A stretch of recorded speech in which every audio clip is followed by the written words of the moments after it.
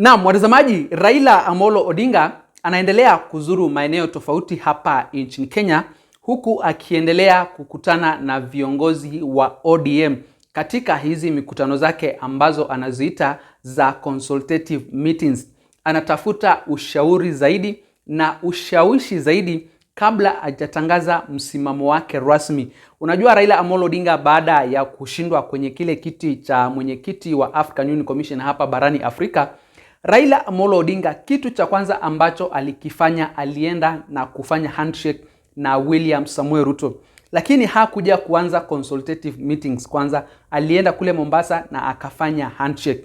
Na katika ile handshake ambayo waliifanya na William Samuel Ruto kule Mombasa, kuna baadhi ya mambo fulani ambayo walikubaliana. Na William Samuel Ruto kuna mambo ambayo alimpromise Raila Amolo Odinga endapo atajiunga na serikali yake na kuendelea kusupport serikali ya Kenya Kwanza. Kwa hivyo mtazamaji wangu, katika hizi consultative meetings ambazo tunaona zinaendelea hapa nchini Kenya, zinaendelezwa na Raila Amolo Odinga, ni kama hazina matunda yoyote na hazina matumaini ya kwamba Raila atabadilisha msimamo wake kutoendelea kufanya kazi na serikali ya Kenya Kwanza, kwa sababu ni kama walifanya deal. Hiyo yote tu ni kuhangaisha Wakenya, lakini mwisho wa siku Wakenya wanajua ya kwamba Raila Amolo Odinga amekubali tayari kufanya kazi na William Samuel Ruto. Sasa hivi sio mambo ya Wakenya tena, sasa hivi yuko pale kwa ajili ya kujinufaisha yeye mwenyewe. Raila Amolo Odinga kuna mambo mengi ambayo yamekuwa yakiendelea hapa nchini Kenya na hajakuwa akiyazungumzia kwa muda mrefu. Wakenya wamekuwa wakiuliwa, Wakenya wamekuwa wakitekwa nyara, tumekuwa tukishuhudia visa vya adani, visa vya corruption, ushuru wa mara kwa mara. Raila Amolo Odinga hajakuwa akizungumzia hayo mambo, na ni kwa sababu tayari yuko ndani ya serikali ya Kenya Kwanza. Na sasa hata kushindwa kwake kwenye ile African Union Commission haimaanishi bado atazalia kwenye upande wa upinzani. Tayari kuna offers na deal ambazo wamefanya na William Samuel Ruto.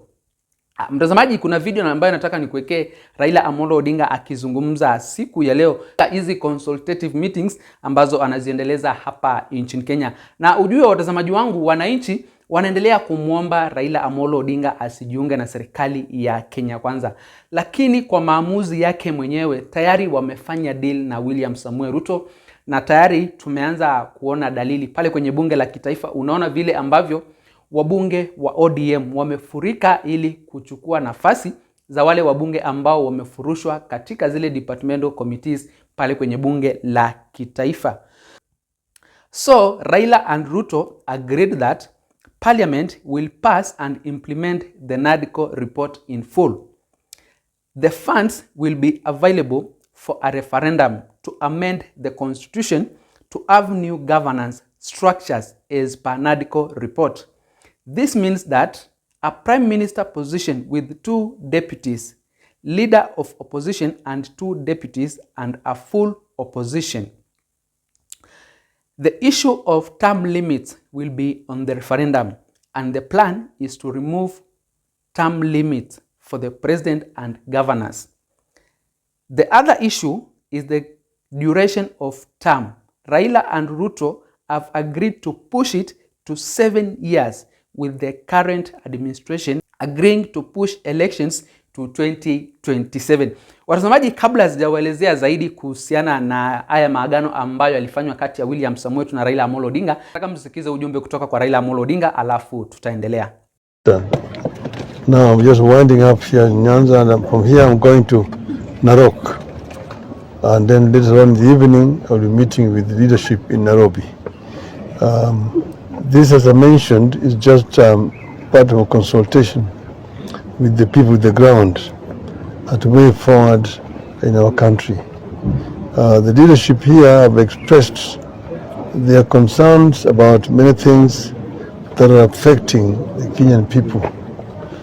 They've talked about this health care system, this SHA, which is having serious challenges as things stand today.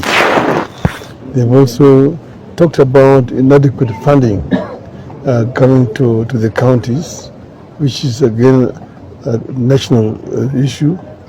But the MCAs here have talked about reduction in allocation of funding to county assemblies which is across board.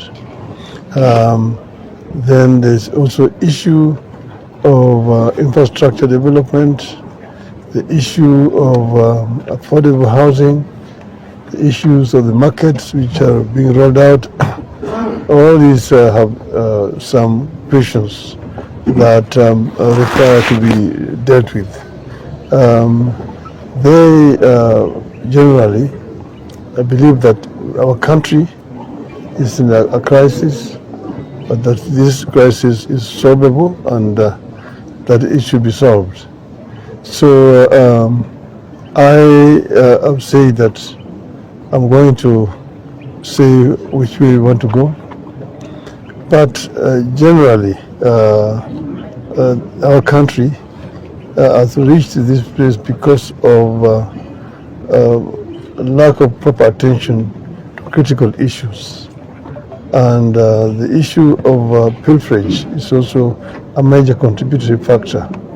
The animal called corruption in service delivery is itself very responsible for lack of efficient services in the country. I don't want to say much more than that, and I'll be talking again soon. Thank you very much. Thank you. Maybe could you respond to some questions, please? Mm-hmm. Yes. After these consultative meetings, we would like to know the way forward. What is it that you want to do after the consultative meetings? This is what I've said. I'm going to give a way forward. Okay. After.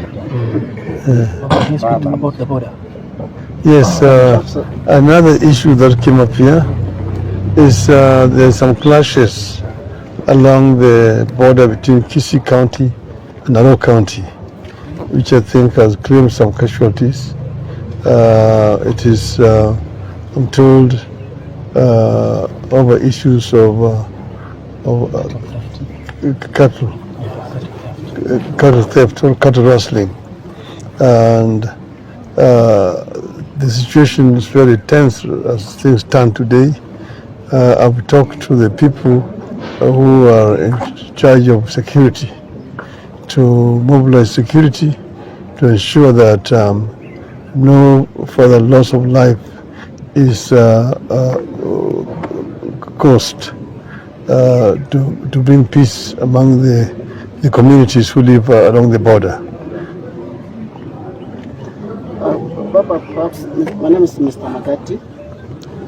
The KUFANYA community is also producing a son for presidency, and some feel like they have supported your party for too long. Perhaps is your party going to reciprocate to maintain running for presidency?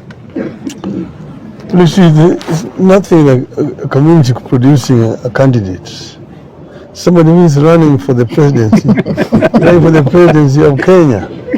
You see, you cannot be elected president of Kenya on the basis of the Kisii votes, or the Luo votes, or Luhya votes for that matter, or even the Mount Kenya votes. If you want to be elected, you'll be elected by Kenya generally. So that is something that we'll deal with when the actual time comes up. Mr. Matiang'i has not, as things stand, come up to speak, to declare that he wants to run for the presidency. Na William Samoei Ruto akona nia ya kumleta Raila Amolo Odinga ndani ya serikali ndiposa waweze kuibadilisha katiba yetu. Katiba imuruhusu William Samoei Ruto atawale kwa miaka 7 na pia waongeze muhula wa rais wa kutawala kutoka miaka 5 mpaka miaka 7. Hii inamaanisha kwamba sasa kura zitafanywa mwaka wa 2029 bali sio mwaka wa 2027. Pia Raila Amolo Odinga atachukua nafasi ya Prime Cabinet Secretary na kutatengenezwa ofisi ya opposition ndani ya serikali ya Kenya Kwanza. Watazamaji, kuna mambo mengi ambayo William Samoei Ruto amempromise Raila Amolo Odinga, ikiwemo nafasi ya Musalia Mudavadi. Pia Raila Amolo Odinga anataka nafasi ya deputy president, anataka mawaziri zaidi na anataka viongozi wa ODM wapate nafasi zaidi katika hii serikali ya Kenya Kwanza. Inaelekea mahali sasa ni kama watagawana hii serikali 50-50, nusu mkate. Raila Amolo Odinga amiliki hii serikali nusu, naye William Samoei Ruto aimiliki nusu. Watazamaji, nitakomea hapo, lakini sijui maoni yenu ni gani. Je, mnaona katika hizi consultative meetings ambazo zinafanywa na Raila Amolo Odinga zitazaa matunda, ama tayari amefanya maamuzi ya kufanya kazi na William Samoei Ruto? Nitakomea hapo watazamaji, lakini kabla sijatamatisha, ningependa kuwaomba mjunge nami hapa BM Daily Politics kwa kusubscribe na pia muweze kulike, kushare na comment, ndipo ujumbe ama hizo habari zetu ziweze kuwa recommended kwa watazamaji wengi zaidi. Msiende bali watazamaji, nitakuwa narejea vipunde na mengi zaidi ya kuwafahamisha.